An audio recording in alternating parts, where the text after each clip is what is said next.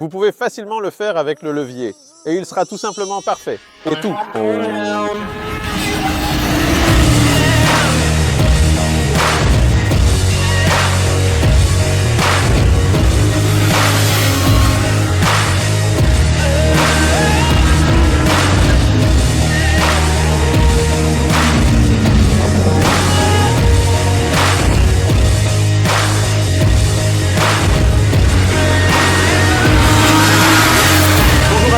C'est André et voici ma chienne Boua.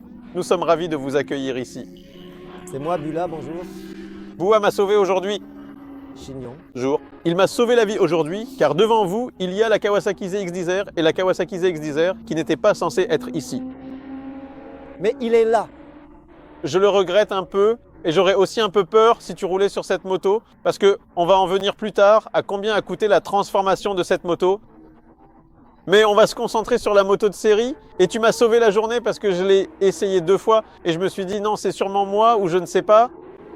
Et ça m'aurait fait de la peine si j'avais dû critiquer cette moto parce que je vivais avec le souvenir de notre test des 1000 cc d'il y a 2 ans. Et cette moto est apparue ici parce qu'à l'époque, il manquait la Kawasaki et elle a exactement les mêmes Bridgestone V02, identiques à ceux du test précédent. Mais lors de ma première sortie, il n'y avait pas le temps. Et Je t'ai appelé. Et Tu es venu. Merci. Salut. merci à vous.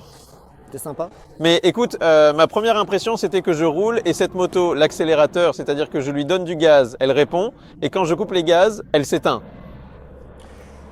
Oui, écoutez, là c'était une situation un peu différente parce qu'en fait on avait ces motos à comparer. Je suis arrivé ici à l'improviste avec une moto de route d'un type un peu différent. Je suis monté dessus et comme on en a parlé, oui, le problème principal, c'est la poignée des gaz. Et c'est vraiment un gros problème. J'ai fait 3 sessions avec cette moto et ce problème s'est confirmé même en roulant doucement d'ici de la tour jusqu'à la piste de karting. De quoi s'agit-il ? Cette poignée des gaz se comporte comme si on avait une vieille moto à carburateur, où il y aurait un problème avec les carburateurs, parce qu'en général, il n'y a rien. Et tout à coup, ça donne un coup. Si je devais emmener ma femme faire un tour, elle vomirait probablement après 1 kilomètre. Parce que, écoutez, il est impossible de rouler en douceur, on ferme les gaz, il ne se passe rien. On tourne, on tourne, on tourne, et tout à coup, ça repart d'un coup. Et de nouveau, rien, et de nouveau, ça repart d'un coup. Et cela se traduit maintenant par le fait que quand on roule sur circuit avec ça, on commence à accélérer, la vitesse baisse, et soudain, ça repart d'un coup. Et l'avant commence déjà à léviter à la limite de l'adhérence. En fait, au début, on roule, c'est tout simplement beaucoup trop lent, mais dès qu'on commence à sentir les gaz, on essaye d'accélérer. On se rend très souvent compte qu'on prend déjà ce virage rapidement et soudain, la moto se déstabilise parce que l'accélérateur ne permet tout simplement pas de doser la puissance de manière fluide. Et c'est ça le principal problème. Je pense, et malheureusement, il faut en partie attribuer ce problème aux normes d'émission, mais seulement en partie.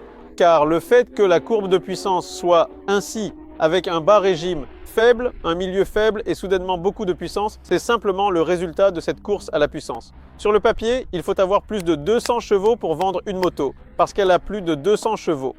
Et s'il doit respecter les normes d'émission, alors il doit être bridé plus tôt, et c'est là que ça coupe. Ce qui m'a davantage dérangé, c'est cette réaction à l'accélérateur. Il faut aussi se rappeler que Boua a des exigences assez élevées en ce qui concerne les motos de course, parce que tu as... Nous avons testé cette moto sur circuit. Oui, exactement. On va en ville. Et c'est tout à fait ça justement, c'est que...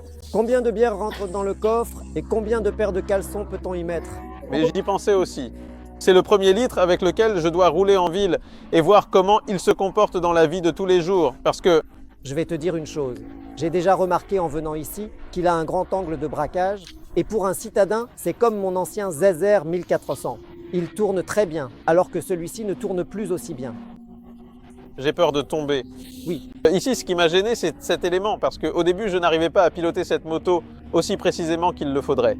C'est-à-dire que tu entres, tu arrives sur la boucle, et une fois que tu ouvres les gaz, tu ne devrais plus les refermer. Eh bien, il m'est arrivé ce genre de situation. Je roule, d'accord, il faut faire une petite correction, et à ce moment-là, pour moi, c'était genre oh, oh, oh, oh, oh, oh, oh. T'as accéléré, mais il t'a éjecté. T'as dû couper les gaz pour corriger, il t'a encore éjecté. Et je me dis, mince, qu'est-ce qui se passe vraiment? Qu'est-ce qui se passe? Et plus tard, pour clarifier les choses, Boua et moi avons décidé que ce qui arrivera, arrivera. Que va-t-il se passer? assuré. Assuré, ça ne marche pas sur la piste, mais certaines assurances ne marchent pas sur la piste, tu sais? Eh bien, tu m'as dit que ça marche ici. Oui, Ouais, oui, je vois. c'est pour ça que je conduisais comme ça. Et finalement, on a juste décidé qu'on allait mettre la 6e, et quoi qu'il arrive, on garde les gaz. Et soudain, le temps a commencé à baisser, tout simplement. Et les temps autour se sont améliorés, et finalement, aujourd'hui, on a fait 1 minute 40,1, alors que l'année dernière, les temps tournaient autour d'1 minute 39, mais on ne peut pas vraiment comparer, parce qu'il aurait fallu que ce soit le même jour, avec les mêmes conditions. Aujourd'hui, il y avait pas mal de vent, et voilà, c'est tout. Je veux dire, la vérité c'est que, écoutez, j'aime cette moto, à part le fait que j'ai un attachement sentimental à Kawasaki à cause de mes aventures dans la rue, où c'était toujours une marque proche de mon cœur, et j'ai toujours souffert qu'en Pologne, malheureusement, cette marque soit si peu popularisée dans le sport. Ce sont ces deux aspects qui m'ont donné envie de piloter cette moto. Eh bien sûr, les succès de Jonathan en Superbikes sont un énorme attrait, et convenons que la moitié de la valeur de cette moto réside dans ses succès dans le sport. Et c'est pourquoi il roule si vite.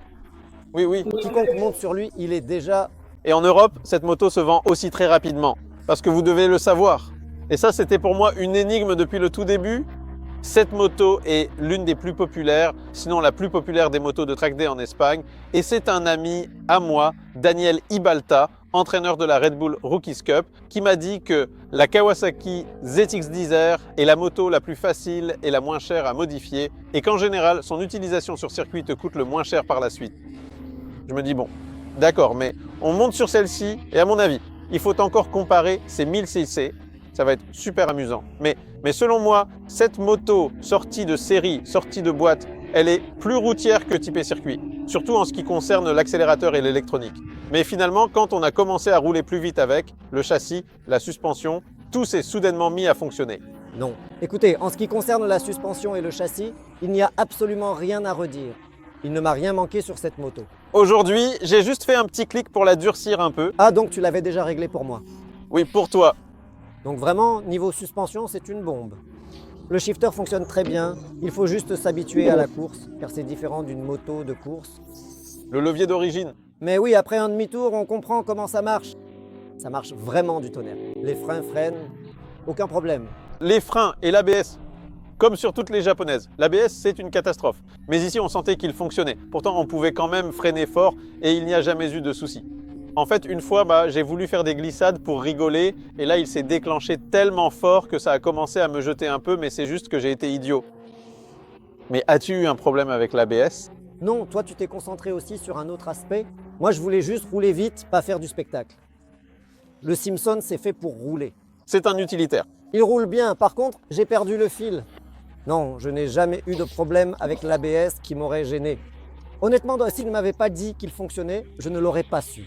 Parce que tu roules plus en douceur. Oui, donc c'est super. Alors, ce qui posait encore problème, à mon avis, en deuxième position, parce que le numéro 1, c'est sans aucun doute la poignée des gaz. Ici non plus, on ne sait pas si c'est la poignée des gaz, le ride-by-wire ou autre chose, parce que l'ami qui a modifié cette moto, j'y reviendrai dans un instant. Il a dit que sur le tout dernier modèle, il y a déjà un potentiomètre ici, que tout est électronique et que l'équipe de course qui a construit cette moto a constamment des problèmes avec ça, parce qu'il n'y a plus de câble et ils ont du mal à le calibrer. Donc, vous voyez? Voilà, justement. Quelqu'un trouvera sûrement une solution. Mais je pense qu'au championnat du monde, ils ont déjà trouvé une solution. C'est sûr. À mon avis, cette poignée de gaz, c'est une seconde sur ce circuit. Pas plus, mais je pense qu'on peut gagner une seconde. Quel est le deuxième problème? Parce que tout comme dans les virages rapides, il n'y a pratiquement aucun problème à part la poignée de gaz. Dans les virages lents, surtout le virage Swavinski, c'est un vrai problème de tourner à gauche. Je n'arrive pas à tourner à gauche. Moi non plus, je n'arrive pas à tourner à gauche avec cette moto. À droite, je n'ai pas de problème. Virage à droite plus rapide. Oui. Écoutez, cette moto se comporte comme si elle avait un énorme pneu à l'avant, qui aurait une adhérence incroyable. Et l'arrière tient tellement bien que l'avant ne veut tout simplement pas tourner. Et tout comme il a fallu s'habituer à cette poignée de gaz, à devoir soudainement accélérer d'un coup. Ici, il fallait vraiment y aller, franchement. Il fallait tout simplement, au moment où tu pensais encore que tu ne pourrais pas prendre ce virage à cette vitesse, foncer dans le virage et la voiture le prenait. Et ça, Cependant, ce n'est pas normal. Ça ne devrait pas être comme ça. Et peu importe à quel point on s'y habitue ou qu'on la prenne, ce sera toujours une perte. Mais ici, je soupçonne que c'est une question de réglage. Si on augmentait un peu ici, si on abaissait l'avant, Abaisser l'avant ou relever l'arrière. le problème disparaîtrait. Mais nous parlons des réglages d'origine. Mais ce que cela nous a montré, c'est que nous avons dû entrer plus brusquement dans ces virages, jeter la moto de façon plus agressive. Il s'avère que lorsqu'il entre dans l'inclinaison, la suspension et le châssis font en sorte qu'il se comporte ainsi. Oui, Et aucun drame. Comme on en a parlé plus tôt, aujourd'hui en roulant, à aucun moment, sauf justement quand j'ai mal remis les gaz et qu'il m'a secoué, à aucun moment je n'ai ressenti d'incertitude dans le virage ou quoi que ce soit, comme si je perdais de l'adhérence. moi j'ai eu 2 fois un problème à l'avant, justement dans le virage à gauche. Ça m'a un peu échappé, mais je dis, c'est juste une question de réglage. Regarde comme il est complètement plat si tu le compares avec celui-ci. D'accord, celui-là est sur la béquille, mais tu montes sur celui-ci et tu as l'impression d'être assis sur une pierre. C'est tout simplement une moto de route. Ici, l'aérodynamique. C'est un peu du pipeau pour moi aussi, parce qu'ici, il y a des prises d'air qui font que ça appuie un peu. Et là, justement... Et attention, je t'ai déjà dit, j'ai roulé avec cette moto il y a 3 semaines à Mugello. Là-bas, on peut prendre de la vitesse. Là-bas, on peut vraiment accélérer et en passant sur cette bosse, je n'ai pas senti que l'aéro agissait particulièrement. Car ensuite, je suis passé sur la Panigale avec ses ailettes et là, elle colle littéralement à la route. Mais ce qui est important, c'est qu'à Mugello, cette poignée de gaz ne m'a pas tant dérangé. Car là-bas, il n'y a pratiquement que des virages rapides et à pleine vitesse. Cette moto était géniale. Parce que la vérité, c'est que, oui, Peu sensible. comme aujourd'hui, pareil, à un moment donné, quand j'ai commencé à avoir des difficultés, je montais simplement un peu plus haut dans les rapports. Je sais que si on changeait les rapports, la réaction serait aussi un peu plus douce si on raccourcissait ces rapports, et c'est ce que j'ai fait aujourd'hui, assis tristement sur la chaise en t'appelant. Je ne veux pas critiquer cette moto parce que C'est une super moto. c'est vraiment une super moto. On vous dit ce qu'on pense, vous savez, ce ne sont que des nuances, mais c'est vraiment une bonne moto, et ça m'a fait de la peine de devoir la critiquer, parce que par hasard, mais vraiment tout à fait par hasard, je suis tombé sur une Kawasaki ZX-10R de 2018. Entièrement reconstruite, qui, faites attention, c'est la même suspension. C'est la même moto, seule la bulle avant est différente. Il n'y avait pas vraiment d'autres changements. Je vais écrire... Compteur série. Oui. Je vais écrire à ce sujet dans le journal, parce que toutes les données techniques, combien elles pèsent et ce genre de choses, pour que ce soit clair. Et Pavel a dit, s'il te plaît, et c'est ma moto, dans laquelle j'ai investi, je dirais, environ 17 000 €. Le fisc ne plaisante pas. Je vais lui demander si je peux publier ça. Quoi qu'il en soit, en plus du fait qu'il est recouvert de carbone, il a dit qu'il en avait discuté et que sur cette moto, il suffit simplement de remplacer le faisceau par un faisceau de course KRT qui est disponible chez le concessionnaire. Et c'est surtout cela qui change complètement la caractéristique de la moto. Tu retires les catalyseurs, tu installes le faisceau de course. Parce qu'il faut aussi préciser avant tout que, mis à part le fait que les motos que nous avons testées il y a 2 ans répondaient à une autre norme, une norme plus basse. Oui, Donc en réalité, difficile de comparer quoi que ce soit, car ce n'est qu'en septembre que nous le saurons. oui, voilà. S'il m'invite, parce que je ne sais pas s'il ne va pas m'appeler à la dernière minute et que je vais le laisser tomber. Donc on verra vraiment comment roulent ces motos après 2 ans, en quelque sorte les mêmes motos, mais déjà avec une autre norme. Voilà, justement. Et alors? Et c'est tout. Et j'ai une théorie, parce que ces motos qu'on conduit, la plupart d'entre elles sont des motos de course. Je dis toujours des motos de course homologuées pour la route. Parmi toutes, seules la BMW et la Suzuki étaient du genre où, en montant dessus, tu te disais « Tiens, j'irai bien quelque part avec ça ». Je sais où je voulais en venir. Excuse-moi, je t'interromps. Ce que je voulais dire, c'est que je ne suis probablement pas très à jour en ce qui concerne les nouvelles motos. Mais il me semble qu'il n'y a que Kawasaki qui ne propose pas ce genre de petites lettres dans la version R, M ou une version spécifique. Non, il y a la RR. Ah, il y a? Oh oui, c'est vrai. Oui. Il faudrait donc le vérifier, car peut-être qu'il est fait comme ça, car peut-être qu'il s'agit simplement d'une moto conçue pour être conduite dans la rue. Soyons honnêtes, dans la rue, que conduisais-je? Même... Il y a 2 ans, nous avions 90 l'heure. Oui, même avec ma Panigale, comme je dis toujours, la 959 a un creux au milieu, elle a un creux au milieu. Je suis allé en ville avec ça, il n'y avait aucun creux, ça filait à toute allure, vraiment. Ah, il faut que j'en parle. C'est tellement génial. C'est une vraie fusée. Ici, tu vois, rien du tout. Un moteur parfait, puissant au milieu, extrêmement puissant en haut, mais tu peux jouer avec la poignée comme ça. Et tout, Il fait exactement ce que je lui demande. oui, l'arrière se lève, il plonge dans les virages. Une stabilité maximale. Les freins sont géniaux, il faut vraiment le souligner. C'est une Kawasaki et elle a des freins Brembo complets, même les disques sont des Brembo.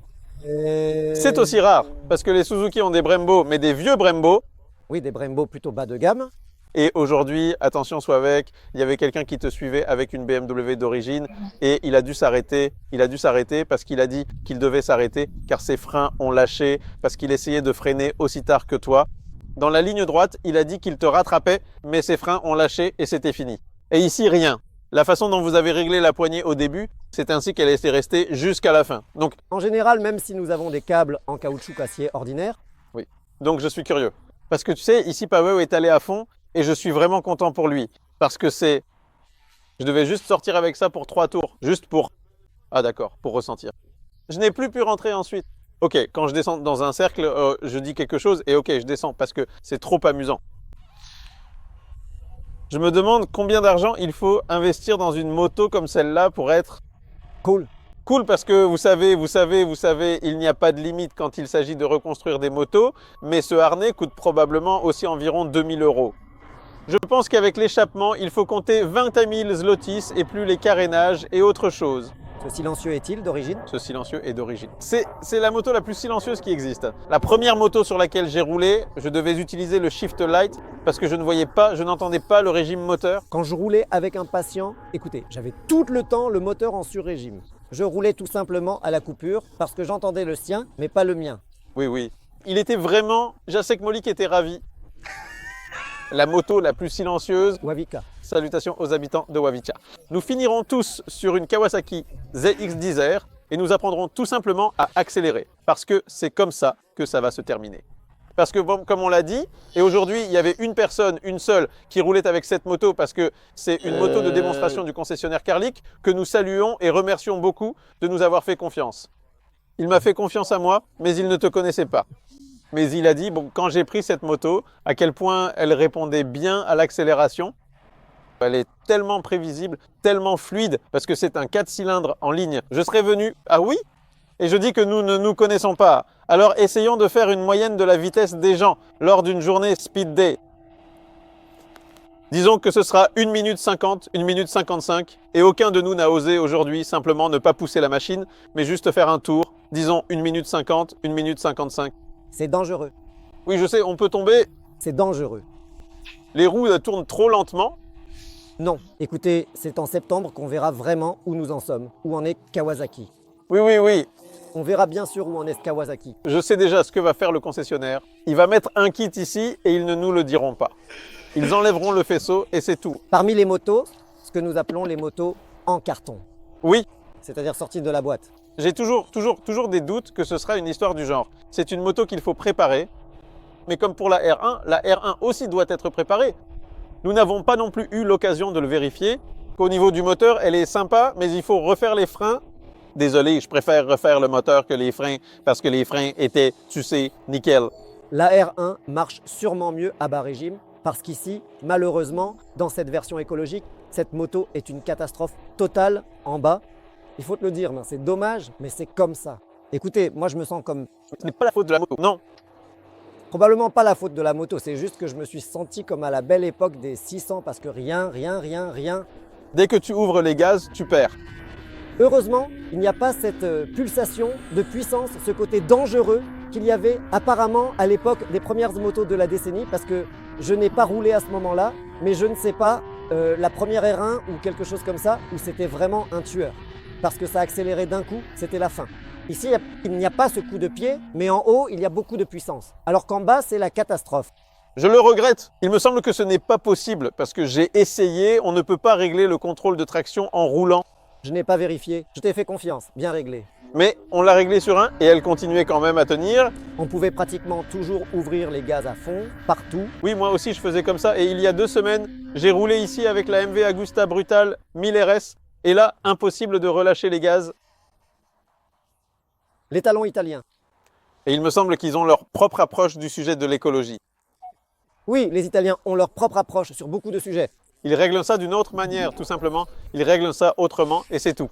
Donc écoutez, C'était fun. c'était fun et c'est justement ce que je voulais souligner à la fin, ce qui m'a le plus surpris aujourd'hui. Si tu veux avoir une moto exotique sur un circuit en Pologne, ce sera une moto japonaise. Oui, pas une Ducati.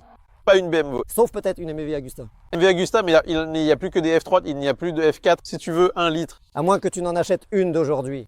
Aurais-tu jamais pensé dans ta vie qu'à Poznań, ce seraient les motos européennes qui domineraient en termes de volume Non. et que ce seraient les japonaises qui deviendraient exotiques? Et c'est ce qui m'a le plus réjoui chez Paweł.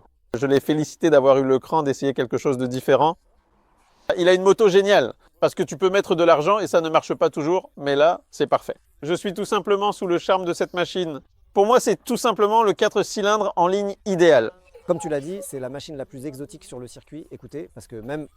Mais monsieur, les V4, il y en a déjà partout. Il y a vraiment une tonne de V4, alors que la Kawasaki, c'est une vraie rareté, tout comme la Honda, même si un peu moins, mais la Kawasaki est une véritable exception. Et en fait, depuis la ZX7, cette singularité est maintenue.